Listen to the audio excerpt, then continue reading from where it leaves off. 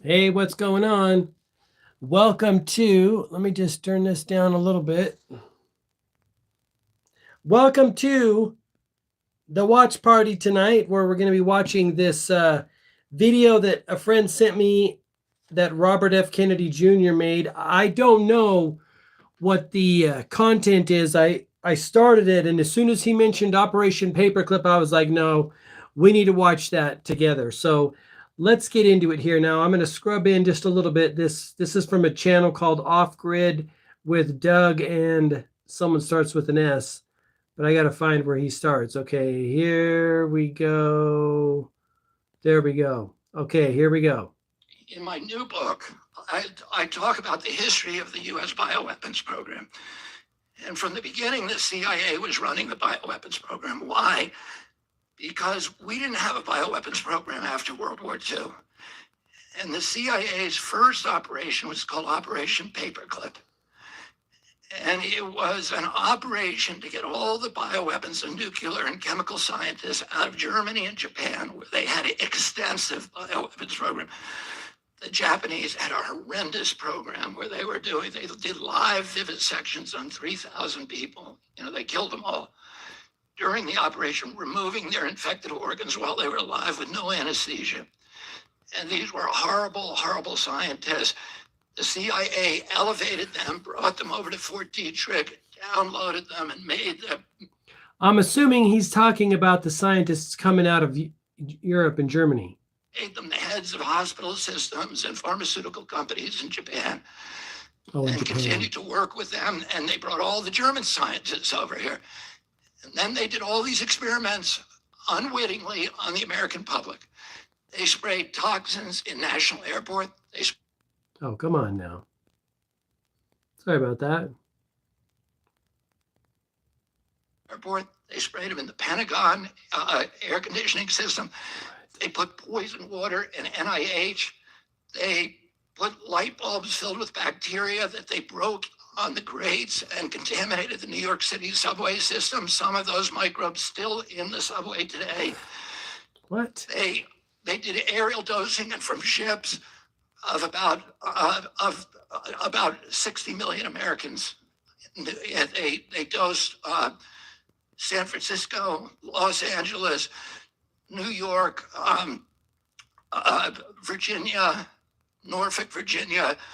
All of the seaside towns were dosed from the air, and a lot of the Midwestern cities were also dosed. All unwitting. They did 200 outdoor tests on Americans, unwitting. I'm surprised this is on, and this is right on YouTube. Like I said, Off Grid with Doug and someone. He's a prepper channel. Wild. I don't think Americans know about this. I didn't know about this until fairly recently. And they developed bioweapons that by 1969 had a nuclear equivalent. They could kill people at 29 cents per death, according to a CIA study, which they're bragging about. And then in 69, President Nixon shocks the world by going to Fort Detrick and ending the U.S. bioweapons program. He was worried. Yeah, ending it. I'm skeptical about all of it. And we were creating bioweapons that could be reproduced for nothing. They were kind of a poor man's nuclear bomb. Anybody could reproduce them and we were publishing how you did it. So they were giving blueprints Yeah, I'm sorry about that. I keep thinking, oh no, I keep thinking that's my volume and it's the off button. To foreign nations to create these things that could be used against us. And he said, why are we doing this? We have nuclear bombs. We don't need these things. And we have a monopoly on nuclear bombs. 7 nations have them. We've agreed not to give them to anybody else. Why are we letting these guys get, weapons that are going to be turned against us? So he shut down the whole program. The Pentagon destroyed all of its bioweapons. But the CIA went into Fort Detrick right before the Pentagon went in there and took cultures of all the different weapons. That's how they do. Hid them in a warehouse. A lot of it was in New York City and Washington, D.C. And they continued. We signed the Bioweapons Treaty, which Nixon, one of the great accomplishments of Nixon, He got all the nations of the world to sign it. We signed the Geneva Convention finally after delaying it for 50 years. The CIA was breaking the law the entire time. Then, in 2001, in June, the CIA sponsors the first of its pandemic simulations. It simulates a biological attack on Washington, D.C. by Saddam Hussein. This is in June 2001. That simulation got international press, and a lot of the CIA people like Judith Miller from the New York Times was promoting it, going around doing all the talk shows. It triggered 2 Senate hearings, one by Joe Biden's committee. And that hearing was in September 2001. What happened in September 2001? The 9/11. So that hearing was going on during 9/11. As soon as 9/11 happened, the neocons, which were working on all this stuff with the CIA, pulled out the Patriot Act, a 350-page statute from a shelf where it had been waiting for a while, and in 1 week said, we want to pass this in a week. There's only one member of Congress who read it, which was Dennis Kucinich, and he went crazy and said, you have no idea this is the end of American democracy if you do this. It allows the CIA to spy on Americans. One of the things the Patriot Act did is it did not get rid of the Geneva Convention or the Bioweapons Treaty, but it said no federal official can be prosecuted for violating those 2 statutes. So it reopened the bioweapons arms race globally. Yeah. And when a week after, when the Patriot Act was being debated and it was being held up by 2 senators, there was an anthrax attack on the U.S. Capitol. It was blamed on Saddam Hussein, and the neocons all said, see, we were right in the pandemic simulation. Saddam Hussein attacked us. And we used that as a justification to go to war against Saddam Hussein. And within 2 days, we passed the Patriot Act. Who got the anthrax? 2 Senate offices. Tom Daschle and Patrick Leahy, the 2 senators who were blocking the Patriot Act. Yeah. The FBI did a 1-year investigation. They said this anthrax was unique. It was Ames anthrax, and there's only one place in the world it could have come from, Fort Detrick, the CIA lab. Of course. So we went to war. We passed the Patriot Act and immediately started giving $2 billion a year to bioweapons development. The Pentagon didn't want to do it because it was nervous about the legality, because it was a death penalty to violate the Geneva Convention. Oh, you would have been committing a war crime, even if somebody told you it was okay. It wasn't. And so they funneled it through DTRA and DARPA. They funneled all of that money to NIH, to NIAID, which became the primary spear tip of bioweapons development. So Tony Fauci became the bioweapons czar in 2001. His budget went.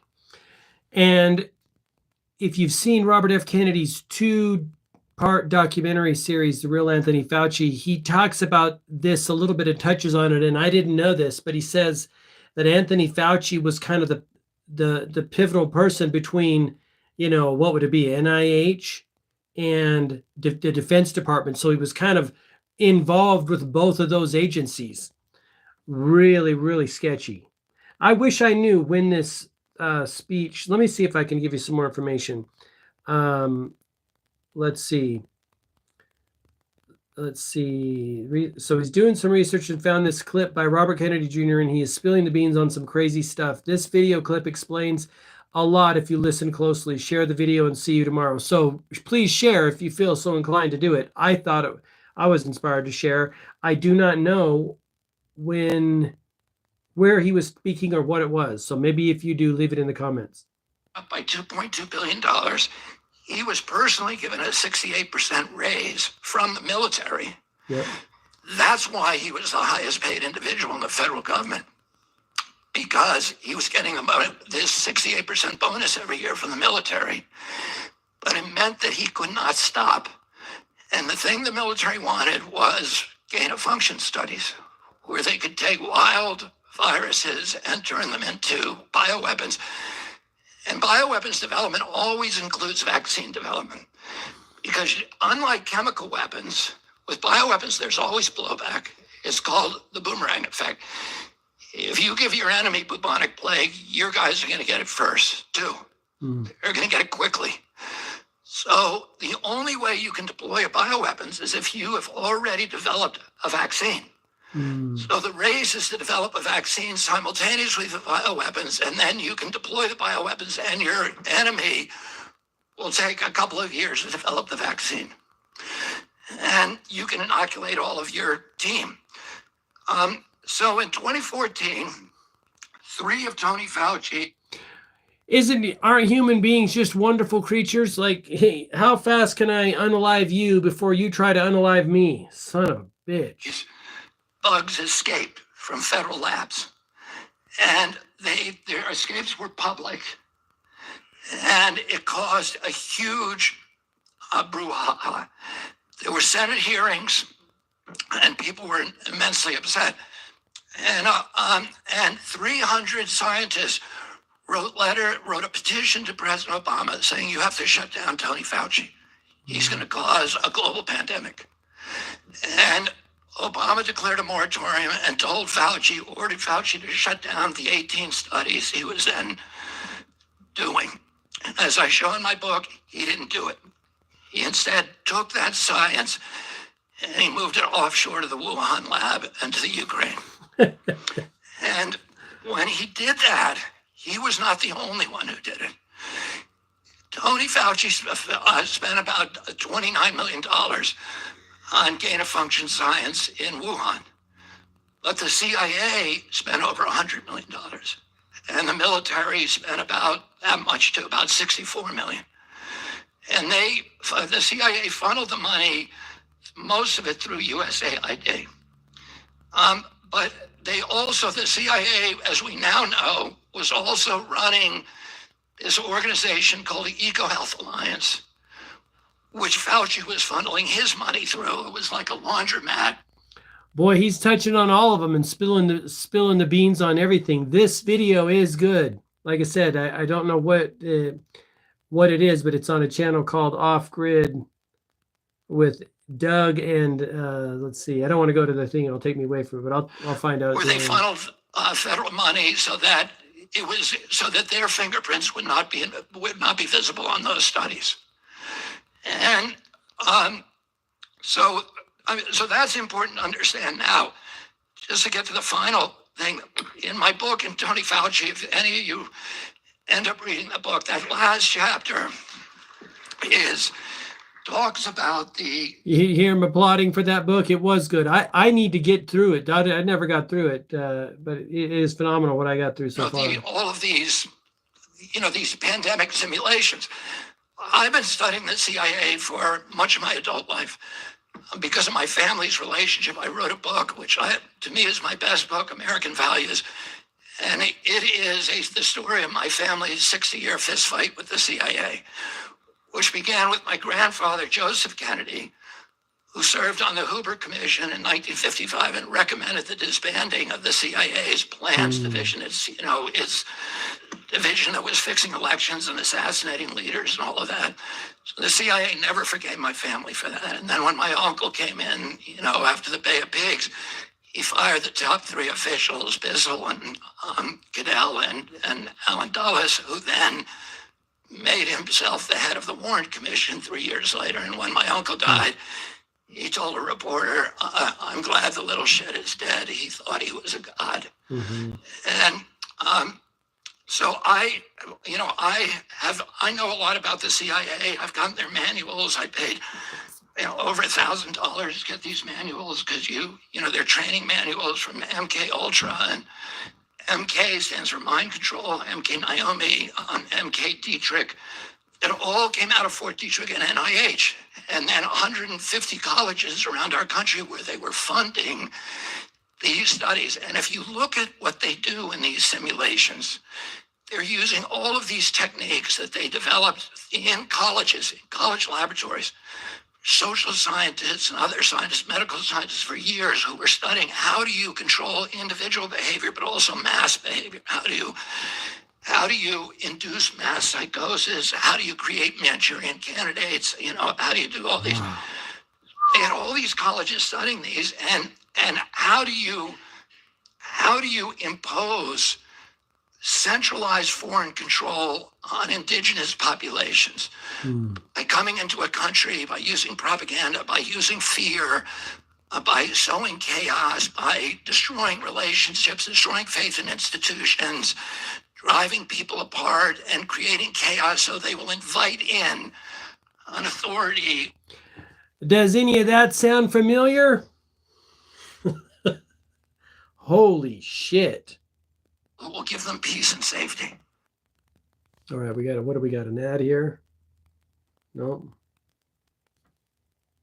In an authority who will give them peace and safety. And all of these mind control techniques are designed to accelerate that process. And they study the Stockholm syndrome, for example. Speaking of mind control, I watched a fantastic video on Dollar Vigilante Instagram page, Jeff Berwick, the guy that organizes Anarchapulco. And now there's apparently Librapulco. And I forget where that was, somewhere in Europe. I just saw him. I like that guy. He's funny and he's got a lot of deep information. Go watch that again at Dollar Vigilante on Instagram. It's phenomenal. It's a 3-part video talking about the mind control process and how they basically put trauma to a person and it splits their personality in fragments, and then they're able to do whatever they want. It's wild. If you lock people, down, they become grateful to their captors, and they become angry at the people who criticize their captors, and they believe that the only way that they can escape this confinement is through total obedience and total compliance to their jailers. Oh, shit. But one of the most interesting experiments was called Milgram, and there was a associate scientist at Yale, a sociologist called Stanley Milgram, who was part of the MK Ultra program. And he conducted this experiment where he recruited subjects from every walk of American life. There were students, there were professors, there were business people, there were blacks, whites, everybody from the New Haven area.